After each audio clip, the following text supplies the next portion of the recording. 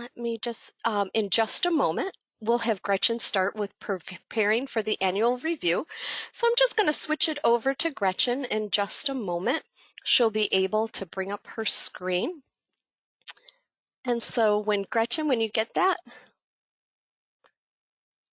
and we'll take a look. And Gretchen, I see your screen and you are all set. Okay, great. Thank you, Laura. Welcome, everyone. I'm glad you're able to join us today. So today we're going to be talking about preparing for your child's annual review. I understand from who's in my audience, I have a nice selection of a lot of people that are very involved with children, so I'm glad that you're all here today. Times are different, as Laura mentioned right now, and there are not a lot of answers to when life will get back to normal. But we know schools are closed, but at some point you will be having an annual CSE meeting for your child. What we'll be talking about today is how we would typically prepare for our child's annual CSE review. The information I will be giving you is all the same no matter what is happening right now with your schools. You may just need to make some modifications to what we talk about depending on when life gets back to normal again. The main thing, you are your child's best advocate. During the next 50 minutes, I'm going to guide you through the process of preparing so that you feel confident and empowered at your child's next annual Committee on Special Education meeting. And how will we do this? And as I say, empowered, so those that aren't parents, certainly I'm hoping that this information you will pass on to parents so you can help empower the parents that you're working with. So first, we're going to talk about getting everything in order so there aren't any missing pieces of information you need, so that when you walk into your child's annual CSE meeting, you are as prepared as you can be. Your information puzzle will be complete. So what missing puzzle pieces do we need to do to put in this puzzle to get things in order? First, let's talk about how we can give your child a voice at their CSE meeting. Remember, there would not be an annual Committee on Special Education meeting without your child. The CSE is a child-centered process. Your child can be present and can participate in their CSE meeting. The level of a child's involvement in the meeting will vary from child to child and family to family. For example, maybe your child will go for the entire meeting. Maybe your child is there for the first 10 minutes of the meeting. They can read a brief statement that they have written ahead of time about what they liked and didn't like about the school year, what supports were helpful, and where they need more support. The child could even draw a picture of their likes and dislikes to share. If you feel your child isn't ready to attend the meeting, a parent could read the child's statement or show their picture. Another idea for you is to videotape. A videotape can be made of your child reading a prepared statement and being shown at the meeting. Get creative in how to give your child a voice in the meeting. This will help your child learn self-advocacy skills that are so important for their future. This really is a family decision about when to begin having your child attend. However, as your child ages, they will be expected to attend and expected to have input. During transition years, ages 15 and up, the committee would like to have your child at the meetings to provide valuable input into their future in regards to transition in life after high school. Another important piece we need to do as we reflect on this past school year is what positive things have happened to support your child. Maybe it's making a new friend, or a goal has been met, or a teacher thought out of the box on how to support your child through a tough part of their day. Think of positive situations that you can mention to get things started off on a positive note.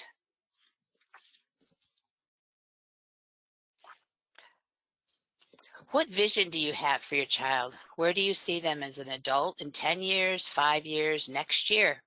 We all have hopes and dreams for our children, and our challenge as parents to be able to convey that to the people who are working with our children so that they can also see that vision and help support our children toward it. The vision you have for your child should be driving not only the IEP goals your child works on, but the whole IEP. So CSE meetings would be the place to let everyone know about your vision. I remember my son's first CSE meeting when he was 5 years old and entering school. I went in with my vision statement for him as an adult. It was simple, but it drove the outcome of that meeting and his goals every year after that. It still does, even today as an adult. Basically, I said I wanted him to grow to be happy with his life and a contributing member of his community.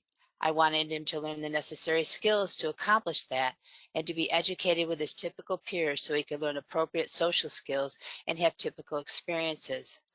Over the years, how we were going to accomplish this changed as his needs changed, but working toward the overall vision did not change. I had my vision statement placed in my son's records so the committee would always have it. Remembering what the long-term vision is will help you, the parents, decide the important pieces to include in any meeting you have for your child. As your child grows and develops, their hopes and dreams will also become incorporated into your vision to be shared at the meetings.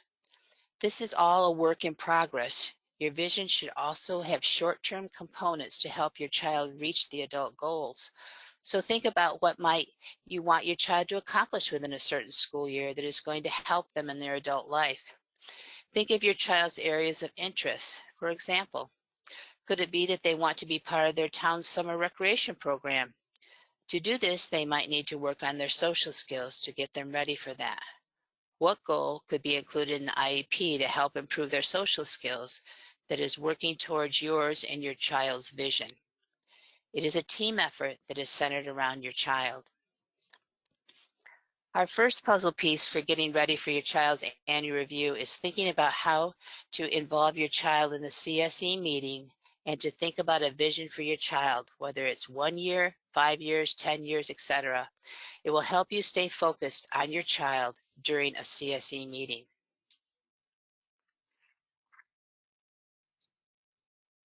Have you developed a vision for your child? I'm going to ask you now to please type your answer in the conversation pane, and Laura will let us know what the group has to say. Thanks, Gretchen. Actually, we have a poll for that, so you can go ahead and look and say, have you developed a vision for your child? So you can click on yes or no. And then we're just waiting. It looks like half the people have voted. Okay, it looks like everyone who has voted has wanted to. Let me close that and share the results. And 63% said yes, and 38% said no. So let me hide that poll and go ahead, Gretchen. Okay, great. It sounds like a lot of you have been thinking about that. And those that haven't, that'll be something for you to do now while you're all home until school's back in session. So congratulations to all of you about thinking about that. So so we're going to talk about getting information is so important before an annual review. So why would we have a pre-CSE meeting? And the basic reason is to avoid a surprise. Nobody likes surprises unless they come in a pretty box with a bow on top. And surprises tend to put up barriers that lead to disagreements and high emotions. So one way to avoid surprises at your CSE meeting is to ask for a pre-CSE meeting or a team meeting to see how your child's school year has gone. And you can also discuss any concerns you may have about the current year that may impact the next grade level. This will also give the team a chance to share their concerns and any key information that will be helpful to determine the level of support needed for the next year. This is a great way to check in and see how things are going. When we take the surprise out of the annual CSE meeting, we continue to show the team we value their expertise and also help them to understand the importance of our role as a parent as part of the decision-making process. This is one thing that you may need to modify because of the schools being closed now and not knowing when they will reopen. If you are not able to hold a pre-CSE meeting before the annual review this year, you can still be in touch with everyone on your child's team, either through phone calls or emails, and get the information you need before the annual review. It is important to note that these meetings are not mandatory for a school district, so you may have to initiate the pre-CSE meeting. Some schools may prefer to call them a team meeting instead of a pre-CSE meeting. It doesn't matter what it's called, but it does matter that you get the information you need from the team to help you make an informed decisions for your child and for you to share your opinions about your child with the team. A pre-CSE meeting is crucial when a child has been reevaluated. This happens every 3 years. This is referred to as a reevaluation review. It is important to have someone go over new evaluations so that you understand what they mean. Usually this is the school psychologist and the service providers who conducted the evaluations. This information from the evaluation should be provided well before the CSE meeting, so you have time to read it and ask any clarifying questions beforehand.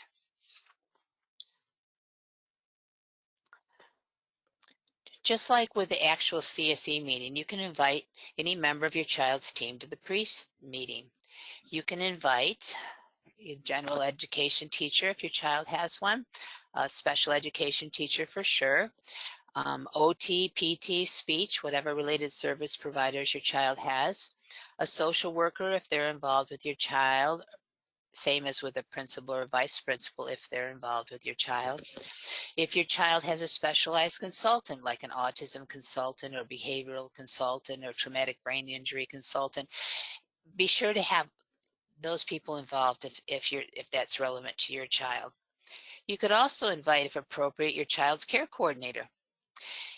They have a view of your child's situation too, and that would be very helpful for everyone. Special area teachers, math, PE, art, school librarian, whatever might be able to give some good information about your child and their needs. The school psychologist possibly, and an aide if your child has an aide.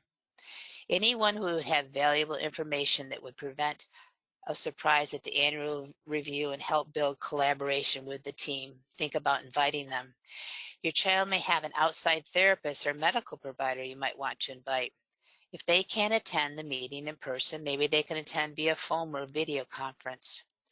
Remember, some of these people in your child's everyday may not be at the CSE meeting, and this will give everyone a chance to contribute and share information regarding your child's needs and strengths ahead of the annual review. So what might you talk about at these pre-CSE meetings? Your agenda should look something like this for the pre-CSE meeting.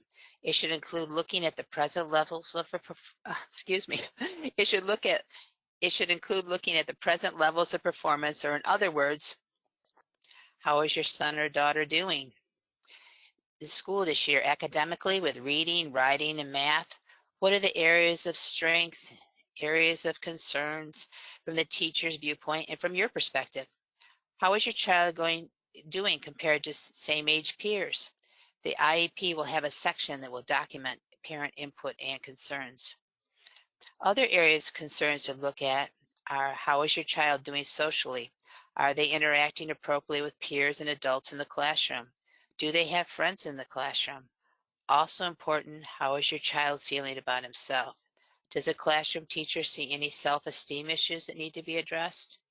Keep in mind that whenever we see an area of need, this is an indication that you need to ask what type of support will be given. For example, if your child has difficulty with making friends, then it would be appropriate to ask what type of goal or support will be added to the IEP to help them make progress with building positive relationships with peers. Other concerns could be physical development, sensory needs, fine gross motors needs that may be impacting your child's access to their education. Find out if there are any behavioral issues that need to be addressed. What kind of behavior interventions are being used? Have they been successful?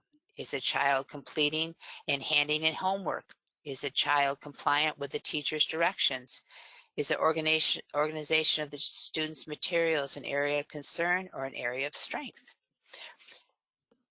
In discussing how the year has been going, you will begin the discussion about options for next school year. Is the current placement appropriate, or would a less restrictive or more restrictive setting be appropriate?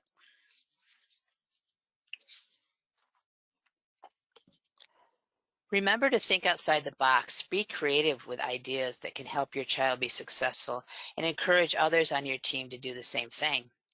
If your child is in a smaller class size setting with other children with disabilities, where might some opportunities for inclusion with typical peers happen? Maybe specials, maybe chorus, maybe recess. Be creative of thinking where this could happen. Ask what if kinds of questions. This will help to model thinking outside the box, as the team can creatively think of answers to these questions. What if my child went to music with the general education students with the support of an aide?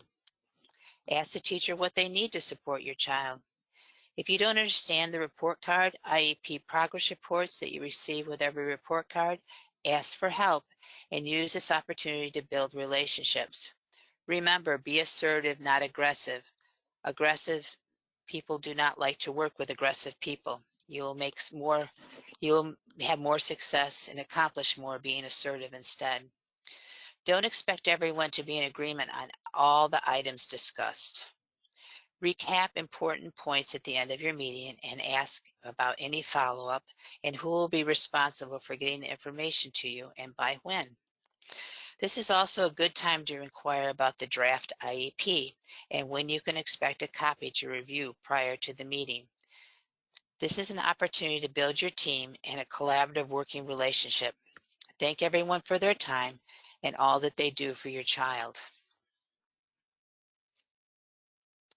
You will come away from your pre-CSE meeting or /team meeting more knowledgeable and better prepared for your child's annual CSE meeting. You will understand the support your child is currently receiving, how and where they are being delivered. Also, are there other supports your child might benefit from? You will learn what programs and services they are receiving now and in what environment. Also, what other programs may be available. Finally, you will come away with what is being recommended for your child's special education program and supports and services for the next year. Having this type of information ahead of time before the annual CSE meeting gives you time to think things over and decide if you agree or disagree with next year's recommendations and why. You can add your puzzle piece of having more knowledge and being a team player to your puzzle for getting ready for the annual review. We have gone over a lot of good ideas on how to gather information from your pre-CSE meetings to help you prepare for your annual review. Now I'm going to go over the CSE process with you and the important role you play in it and how all the information you have gathered so far will now fit into the Individualized Education Plan or IEP for your child. To start with, your CSE meeting's written notice will arrive no later than 5 days prior to the CSE meeting, unless you've agreed ahead of time with the CSE to hold it sooner. This written notice will include information on the date, time, and location of the meeting. The date and time and location have to be mutually agreed upon between the CSE and the parents, so be sure to contact the CSE meeting office if you have a conflict so other arrangements can be made. Be sure to go to your child's CSE meetings if you possibly can, or possibly if you can't, to be on telephone. The purpose of the CSE meeting is included in your written notice, and it should be clear enough so you and your as a parent can be prepared and there won't be any surprises. If it is not clear, call the CSE office to clarify. The meeting notice must identify by name and title who will be attending the meeting. Some of the attendees are required members of the Committee on Special Education. Others may be invited because of a certain knowledge they may have about your child.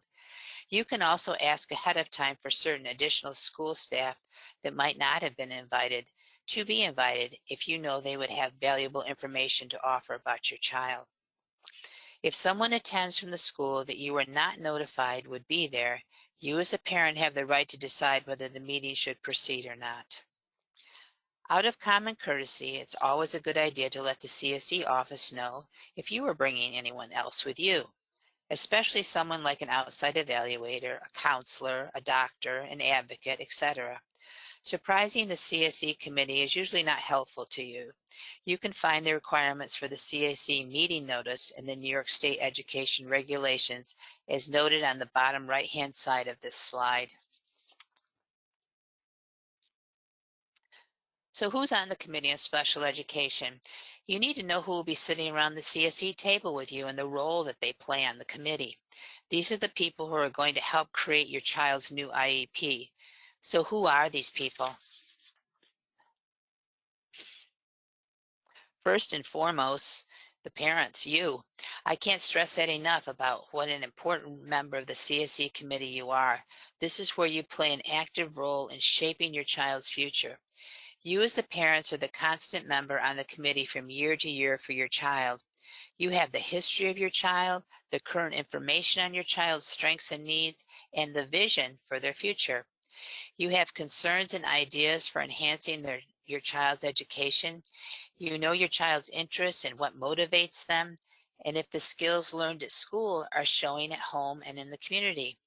I know when my son was learning letters at school, how excited I was to hear him point out the letters on store signs when we would drive by. This was valuable information for me to share with the CSE because it showed that the goals they were working on in school were carrying over to the community.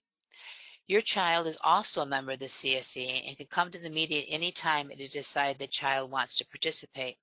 Earlier, we discussed ways a child might want to participate, so be sure to think over those ways before the annual review. The school district representative serves as a chairperson of the Committee on Special Education. This person is someone who is qualified to provide or supervise special education, knowledgeable about the general education curriculum, knowledge of the continuum of special education supports and services, and the available resources of the district. Sometimes this position is represented by another member of the committee, such as a teacher or special education teacher or the school psychologist. Most likely it will be the director of special education in your district. An individual who can interpret the evaluation results. For example, if a speech or language evaluation has been done, a speech therapist would be at the CSE meeting to go over the results of the evaluation. Or the school psychologist is also a committee on the committee and can explain individual evaluations that have been done on your child. And they also assist in identifying positive behavioral intervention supports and strategies and to help plan for school programs that meet your child's needs. Your child's special education teacher is a required member for sure of the CSE committee. The special education teacher provides information on the specially designed instruction needed to address your child's unique needs and how your child is progressing on their goals. A regular education teacher of your child is also a required member. This member understands the school's general education curriculum requirements and helps the committee determine appropriate supports and strategies that are necessary for your child to be successful and to participate to the fullest extent possible in the regular education curriculum and classes. Although only one regular education teacher is required to attend the meeting, if your child has more than one regular education teacher, the CSE committee should also seek their input before the meeting. If you think one regular education teacher over another could offer valuable information about your child's strengths and needs, you can request that teacher be invited. Additional attendees that can also be invited is a school physician. If your child has medical issues that impact their school day, this needs to be submitted as a written request 72 hours before the CSE meeting. If you choose to do this, be sure the doctor understands the needs of your child in order for him to be helpful to you. A parent member may also be requested 72 hours in advance to the CSE chair if you want a parent member present. This is another parent from the district that has a child with a disability. The role of the parent member is to make sure that the parent understands the special education process. It is important to remember they are not there as an advocate for your child. Knowing who is around the CSE table and their roles is another piece of the puzzle of you getting ready for your annual review.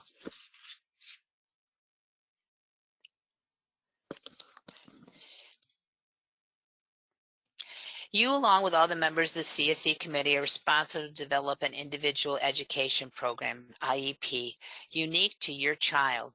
This wheel represents all the components in the development of a good IEP. In the center of this wheel is the child.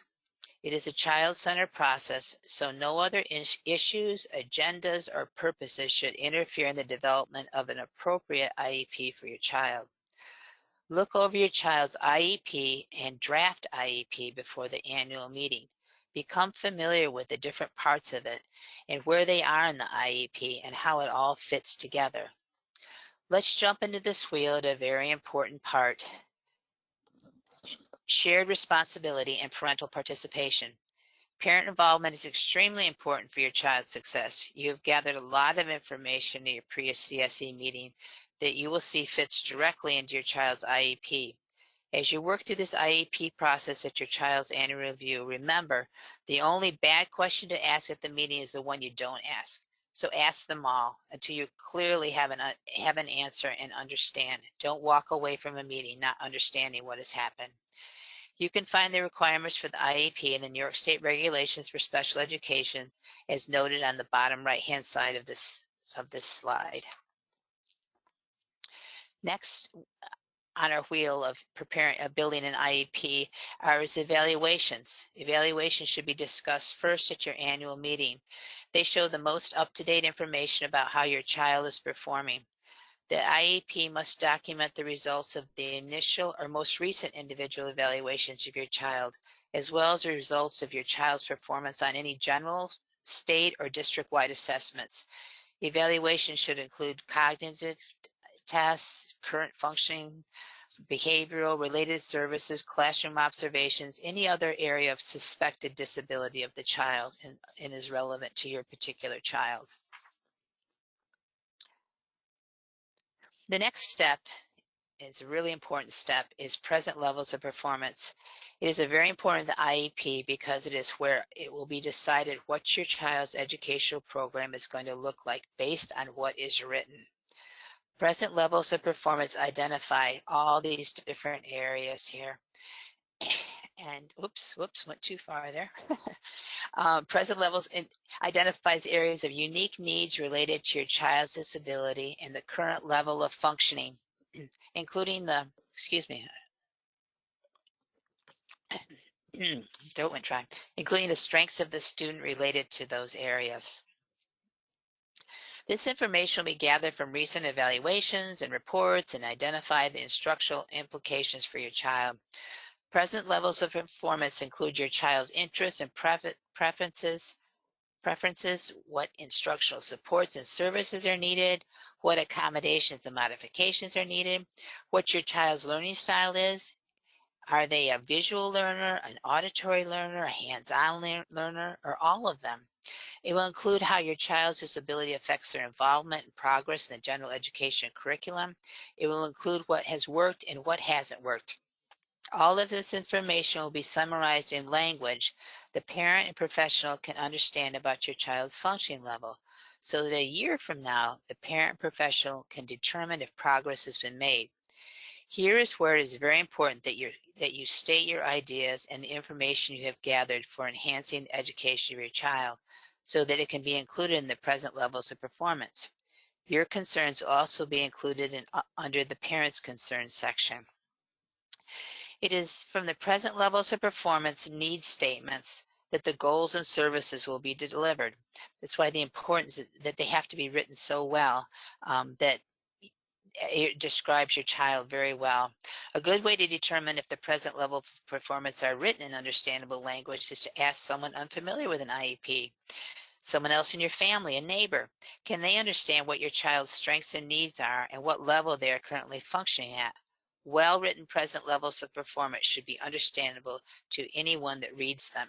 So I would encourage you to look at your child's IEP, your present levels of performance, the current one you have, and also the draft one you'll get, and see are they really describing your child well. The 4 areas that must be addressed in documenting a student's present levels of performance, or PLPs they're called, are academic and functional performance, social development, physical development, and management needs. The student's present level of performance and individual needs in the areas above must include how the disability affects involvement and progress in the general education curriculum. Or for preschool students as appropriate, how the disability affects participation in age appropriate activities. So think of present levels of performance as what drives the IEP goals and services. That is why they need to be written so well. And I I know I've said it a lot, but it's just so important, so that your child gets to where they need to be each year. It drives them down the road.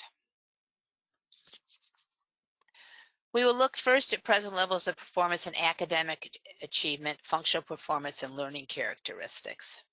So what would that include? These would include the level of intellectual functioning, example, general intelligence, attention, memory, problem solving ability, language functioning. It would include activities of daily living. It could include personal care, preparing meals, household activities, managing resources. It includes adaptive behavior. Examples could be how your child copes with demands and how your child makes judgments and decisions. And then all of these, what is the expected rate of progress in acquiring these new skills and information and learning? What is the learning style of the child? Under present levels of performance in social development, it will include things like, what is your child's relationship with peers and adults? Does the student have friends? How well does the student relate to peers and teachers? How do they feel about themselves? And how is their social adjustment to school and community environments? These would all be included here. Physical development present levels of performance would include such things as mobility. How does your child get around in school and the community? Do they have sensory needs? Do they have vision and hearing needs? Are there any health-related issues? Physical skills or limitations that pertain to the learning process, or are there health and safety issues? The last one, present of performance, is management needs. Management needs means the nature and degree to which any of the following are required to enable the student to benefit from instruction. So those would be environmental. Do they need consistency and routine, preferential seating, limited visual or auditory distractions, any type of adaptive furniture? Human resources, do they need assistance in locating classes, following schedules? Do they need assistance with note taking? Do they need behavioral support, etc.? There could be numerous things here needed. Material resources, do they need instructional materials in alternate formats, large print, a computer? What do they need? And these are just a few examples.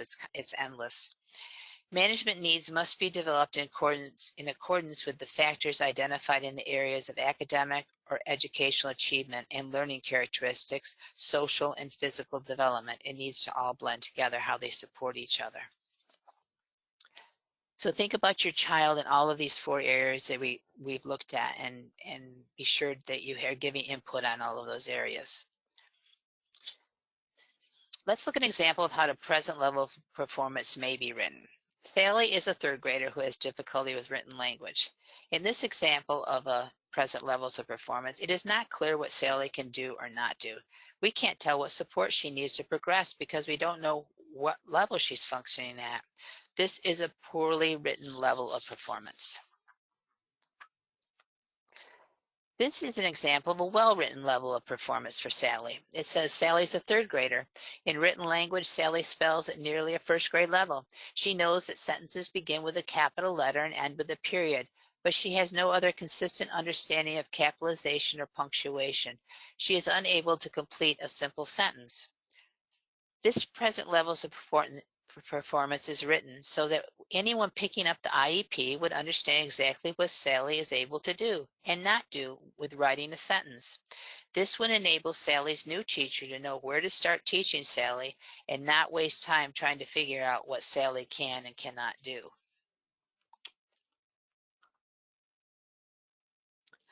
The next part of the IEP is measurable post-secondary goals. This part of the IEP development is very important if your child is in the transition years of 15 and older. We won't spend a lot of time today on this with this webinar because there's a lot to consider during the transition years. However, I do encourage you to listen to one of our other webinars on transition or attend one of our transition workshops. What I will say briefly is that the post-secondary goals are based on your child's preferences and interests as they transition from school to post-secondary activities and the steps necessary for them to achieve them. Your child's future goals are around what education or training they want to do once they leave school, what type of employment they want to do, and where they want to live.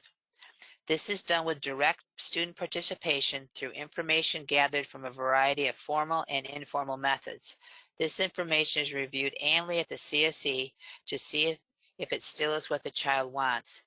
Then that information is used to help guide the development of the annual goals and recommendations for transition services for the new IEP. Annual goals statements are that identify what knowledge, skills, and/or behavior a student is expected to be able to demonstrate within the year in which the IEP will be in effect. The goals in a student's IEP should relate to the student's need for specific, specially designed instruction to address the student's disability needs and those needs that interfere with the student's ability to participate and progress in the general curriculum. These needs have been identified in the needs section of the present levels of performance. We talk a lot about present levels of performance because the goals have to relate back to that. The goals need to be written in language that parents and educators can understand. They need to be observable and measurable and to be achieved within 1 year. If your child has the same goal every year, it's not appropriate and needs to be rewritten so it can be achieved in 1 year. Let's look at Sally's goal related to her present levels of performance that we read a minute ago of her needs in written language. This is an example of a goal that is observable and measurable. So the goal is that Sally will write 2 to 3 sentences. That's your goal for the year.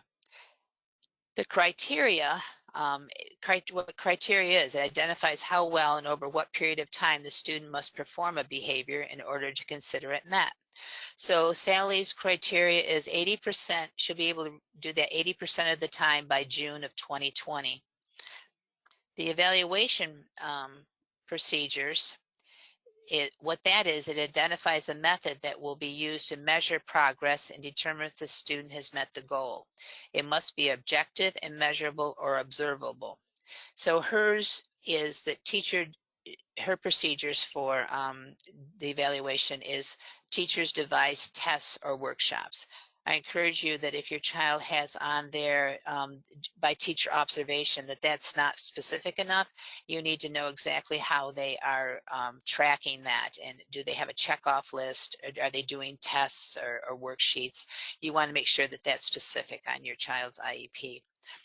Schedule. The schedule is a date or intervals of time by which the evaluation procedures will be used to measure the student's progress toward the goal. So Sally's is by the end of each marking period, they're going to use the teacher devised tests and worksheets. They're going to look them all over and see how close to 80% that she is. From this goal, you'll be able to tell if Sally is making progress when her IEP progress report for her goals comes home with a report card at the end of each marking period. You could request to look at the data being collected on a goal if you would like. From your pre-CSE meeting and your own observations of your child, you will know what type of goals your child should be working on. Before the CSE, be sure to ask for a copy of the draft IEP. I'm saying that again because I want to be sure that you all have that beforehand. And look at the goals. Are they understandable, observable, and measurable? Do you understand them? Again,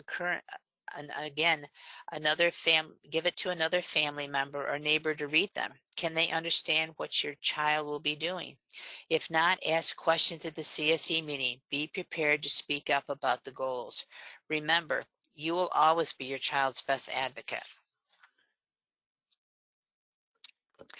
As we work our way around the IEP wheel further, we'll think about what questions to ask when considering what types of supports and services your child needs to progress in the regular education curriculum. Questions like, what supports and services? When do they need it? And where and how often? Think what can be provided that will enable my child to be educated in the general education setting to the maximum extent appropriate. and is supported by what is written, again, in the present levels of performance. When, where, and how often will special education services be given? Possibly through teacher services, integrated co-teaching, special class for part of the day, or resource room. Does my child need related services such as speech, occupational therapy, physical therapy? What environment does it need to be happening in? Once it is determined what types of supports and services are needed by your child, always think about where, when, and how often. Be sure to check that they are written accurately in your child's IEP. What types of modifications or accommodations does your child need to be successful? And is that supported by what, again, is written in the present levels of performance? Everything goes back to that. Things to be considered are things like, are there instructional methods or materials that need to be modified to reach a goal for my child? Do they need large print, fewer problems on a page, a set of books at home, to mention just a few? Does the learning environment need to be modified? I had a case once where a child with autism could not be in a room with Venetian blinds because of how it casts the lights on the walls. It created stripes. It would cause her to have a meltdown every time she walked into the classroom. So the accommodation was no Venetian blinds in her classroom. This also was included back again to the present levels of performance under management needs. Another thing to think about is, does homework need to be modified? Are testing modifications or accommodations required? Any modifications or accommodations necessary for time demands or scheduling? It is necessary to modify any coursework or problems, anything that the child may be having trouble with. Again, be ready to give your input if the need arises. According to the Federal Individuals with Disabilities Act, or IDEA, your child has a right to be educated in the least restrictive environment or the regular education classroom first, and the CSE should always look at how your child can be supported there in order to be successful in making progress on their IEP goals. Always remember, special education is a service, not a place. The decision to remove a child from the general education classroom should not be done lightly. It needs to be justified on the IEP of why the child is moving to a more restrictive environment. A child should only be removed from the least restrictive environment when they can no longer benefit there, even with the supports and services being pushed into that setting, and it has been well documented. Consideration must also be given on how this would negatively affect the child to be removed from the least restrictive environment. You can find the definition of least restrictive environment in the New York State regulations as noted again on the bottom of this slide.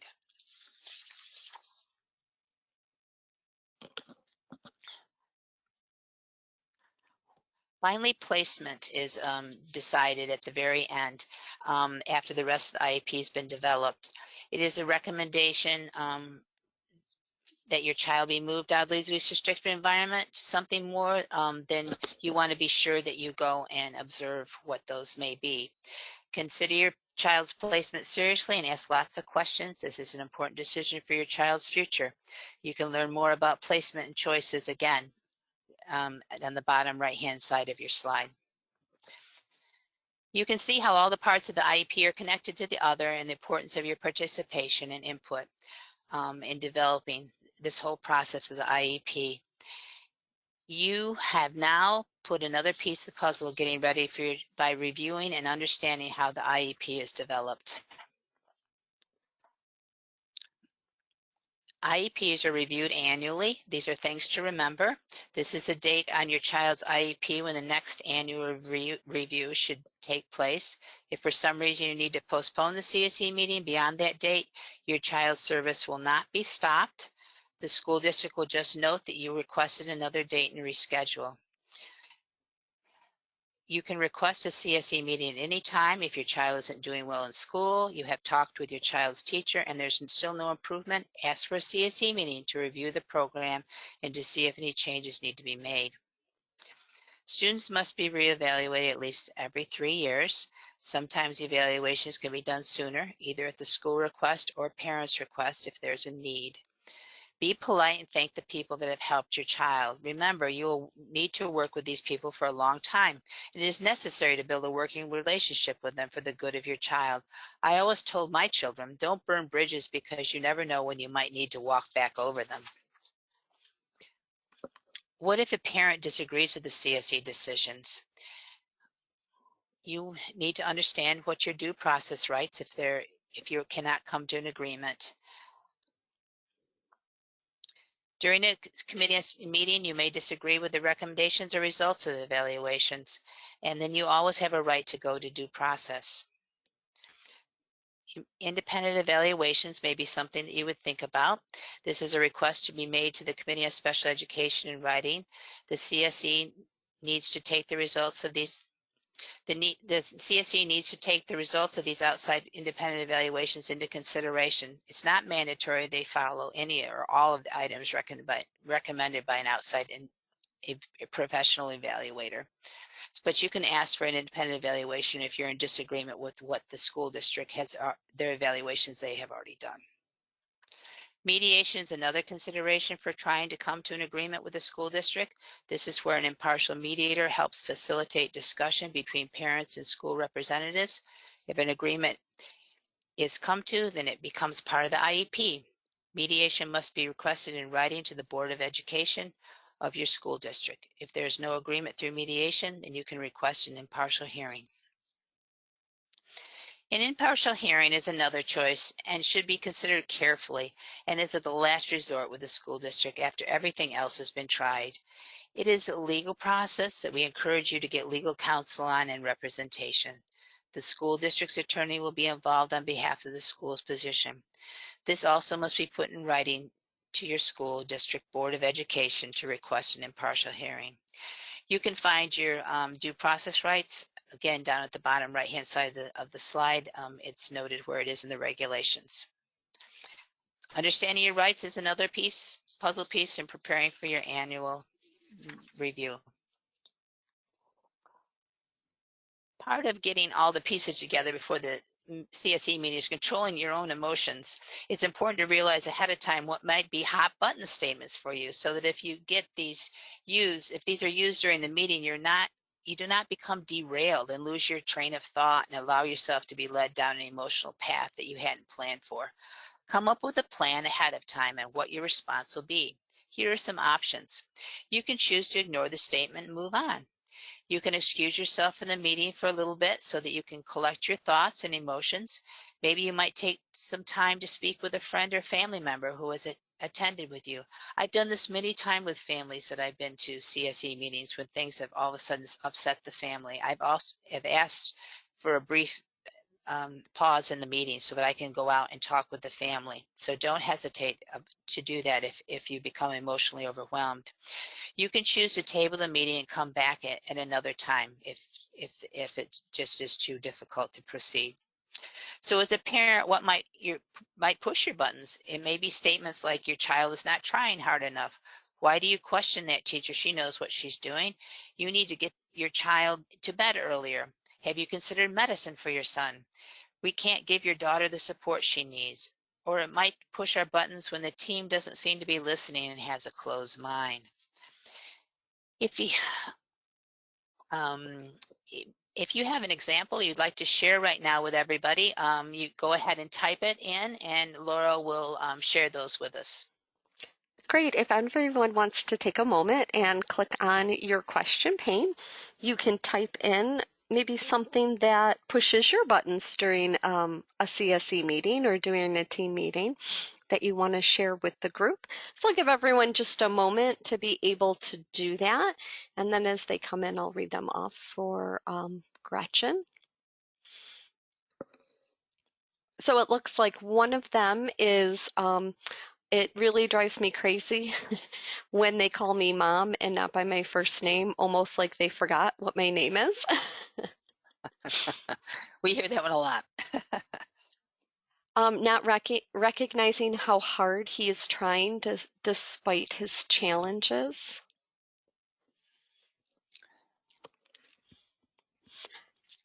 He has to learn to be more independent. I bet this is how he gets out of chores at home too. Ooh. Ooh. Ooh. He has to learn to advocate for himself. And how does he do that if we don't teach him? All right. Good point. So thank you. Thank you for sharing those with us. Thank you very much for sharing those. And as you see, you kind of identified what they are already so that you can help prepare yourself. So to decide how you're going to deal with them in a constructive manner at the CSE meeting. So very good that you're thinking about those. We also have to realize that we can be button pushers to professionals. And so what pushes their buttons? Because we can push their buttons too, and we need to be aware of that and try not to do that. So what to avoid, like the poison ivy leaves here to avoid during these meetings. One thing might be too much information, bringing too much information to a CSE meeting. These should be shared ahead of time for the CSE to review so they can be discussed at the meeting, not all brought at the meeting. Again, bringing materials like tons of materials like about the related to the disability. Again, give that to the team ahead of time so that they can review it and see what's relevant to this particular meeting. Living in the past, talking about the past, we can all learn from it, but we can't dwell in it. It wastes precious time. We need to move ahead. Making threatening or humiliating other team members, you need to create a working relationship on behalf of your child with the people that work with your children. Don't embarrass people at meetings. Asking for another meeting without needing one, try to work things out with the teacher before requesting a CSE meeting. There's kind of some steps you need to go to, and you need to work with the teacher first, and then if that's not successful, move to a CSE meeting. Coming in with surprise, this is what your pre-CSE meeting is supposed to limit, is surprises. So people like information ahead of time instead of having it sprung on them at the last minute. Or it might push your buttons it might push their buttons when you don't seem to be listening and have a closed mind, just like it upsets us when we don't feel the team listens to parents. So think about that. It can be a two-way street sometimes. And then also anybody using their cell phones at meetings, parent or professionals, that's very annoying to anybody that's present. So understanding how to deal with emotional buttons is another piece to your get ready puzzle. So we're getting this puzzle pretty well filled up here. So let's look at this ideas of resources and how to become a better advocate for your child. These are all great resources. I encourage you to look at these. Certainly IDEA, to understand what IDEA is, how it is responsible for it's a federal law. And then also the next one is the New York State Education Department. That's what I've been referencing on a lot of slides all the way through. So you can go there and look at the regulations. Rights law is another great one. It's a private attorneys that give lots of helpful ideas on how to be a good advocate for your child. Our website is Starbridge. We have a lot of resources there, and just go to our website, and up on our resource, our bar at the top there, just top bar, press on resources. Next is a great booklet on special education that's written in plain language. It's very easy to understand and to read to understand how special education works. So I encourage you to look at that if you haven't. And then the last one I put on was understand.org. It's just a really nice website for parents of children with disabilities. It covers many disability related topics. So that's a great one. So again, you've looked over resources to help you understand how to be a better advocate for your child. So another piece goes into your getting ready for this annual review. So to be sure to be prepared before the meeting by organizing yourself and the information you want to take with you. It's very important to be organized by the time you walk into a meeting. So start at the top of your list of what you're supposed to do is you need to write this. I'm my child's best advocate. I can't stress that enough, how important that is for the parent to believe that. Other people will support and help you and your child, but you will be the lifelong advocate that knows your child the best. So first, to get ready for your meeting, review all your documents you've collected that you want to take with you. These might include the draft IEP, recent evaluations, IEP progress reports. Examples of your child's work, if you want to point that out. Teachers' notes home that may be relevant to a point you're trying to make. Be sure you have either highlighted the parts you want to discuss or have written them down. Write down your questions and concerns you want to talk about. If you don't write them down, it is very easy to forget things because of everything being discussed at the meeting. You don't want to come out of a meeting realizing you forgot something you had wanted to ask. Prioritize your sons and daughters' needs. Some of your child's needs will be more important to you than others. Put them in order so you can focus on what is the most important first. Set realistic goals for your child for the next year. An IEP goal should be what your child can accomplish in 1 year, and also set realistic goals on what can be discussed at the annual review that will help develop an appropriate IEP for your child. So what you might want to do is find out how long the annual review meeting will be beforehand, just so that if you need more time to be able to discuss everything that is important for developing an appropriate IEP, then you'll have time allotted for that. So this is the last piece in our puzzle for getting ready to go. We've got all the pieces there. So congratulations. The missing information pieces are in your puzzle to be prepared for your child's annual review. You have come up with a way to give your child a voice at their CSE meeting. You have thought about a vision for your child with both short and long terms. You've initiated a pre-CSE meeting. You've invited all relevant staff and providers to your pre-CSE meeting and your CSE meeting. You've set an agenda to make sure you cover all the information you want.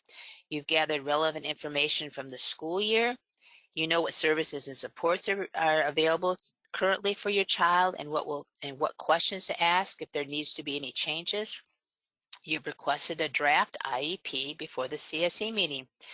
You've gone over and carefully read the draft IEP and understand each of the areas listed in the IEP, all of the present levels of performance. You've written down any questions or concerns you had. You have realistic goals for what can be accomplished. You've observed other classrooms if there's going to be a change in a placement is appropriate. You're aware of what pushes your buttons and you have a response plan in place. If necessary, you have talked to a friend, advocate, or family member prior to the meetings to review your thoughts and concerns. You are ready. So coming together is a beginning. Keeping together is progress, and working together is success. We want to gain success working with our child's school. Our children are in school for many years, and being able to work with our child's team will only benefit our child and the progress that they can make during their school years. So I know we're just about out of time, but if there are any questions and people want to go over, I'm willing to answer any questions people have. Thanks, Gretchen. I know it's one, but Gretchen and I are willing to stay on so we can answer all of your questions, and we do have several. So let me start with our CSE committee is now headed by the school principal. Can I Okay. request the special education director like we used to have? I'm thinking that maybe I guess I would want you to ask why they've changed it. Is there a particular reason why they have changed that position and had the principal now do it? I'm not sure just what that may mean. Sometimes if the CSE chairperson was not the director of special education, but was considered just a CSE chairperson, then the principal always had authority over them. So I'm not, I would just ask a lot of questions. And if you have a reason for asking for someone different, then, certainly voice that concern. Great, thank you. And as well, don't forget, you can still give us a call at 585-546-1700 to ask questions to us and to our advocates as well. The next one is, how would you handle a district that limits placement? For example, only showing you restrictive placements, such as I have a child with autism, they only want me to see an autism classroom.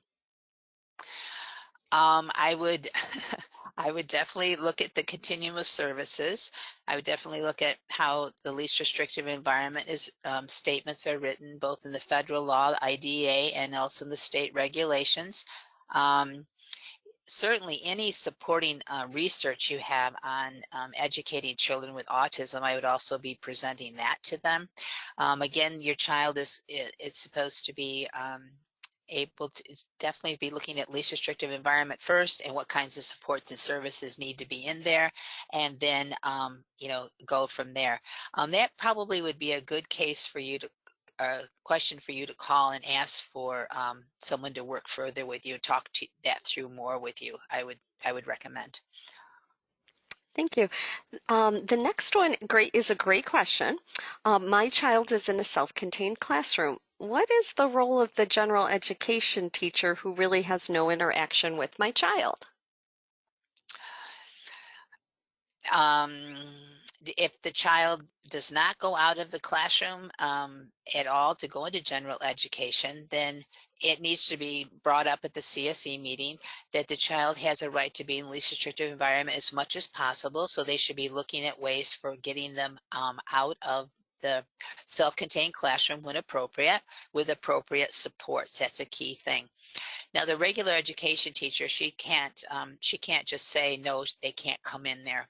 She has to realize that this is a law, that they can go into a regular education classroom with appropriate supports. And she needs to get involved in the teaming on this, kind of like we talked about team meetings. She needs to be involved with that. She needs to be invited to all the CSE meetings. She may be confused what her role is and needs to be clarified with her. Thanks, Gretchen. Last one we have so far, but if you still have time, if you want to ask questions, is it appropriate to have someone from transportation? My child had issues on the bus this year. For sure. I've been to many CSE meetings with transportation if there is a concern there. Definitely, you may be looking at training of the staff that's on the bus, either the driver or if there's support people on the bus, and that can be included in the child's IEP. So if there are concerns on transportation, the bus, they can definitely be invited. Great, thank you. It looks like that's all the questions we have. Gretchen, thank you so much for your time, and I'll allow you to have the last word in wrapping it up. I want to remind everyone about you will get a link to SurveyMonkey. Please take a moment to fill that out so we can continue to bring you free webinars. And Gretchen, go ahead. Well, thank you for letting us be with you today, and I and very much like to share this information about how important the role of the parent is, and for them to be as well educated in anything going on with their child. The more information they have, the better team player you can be, and how important it is to be a team player. You want to have developed mutual respect between everybody that sits around the table. And so I encourage everybody to always work toward that goal and to have as much information as you can about the children. Okay, I think that's my closing thoughts. Thank you, everyone, and have a great day. Okay.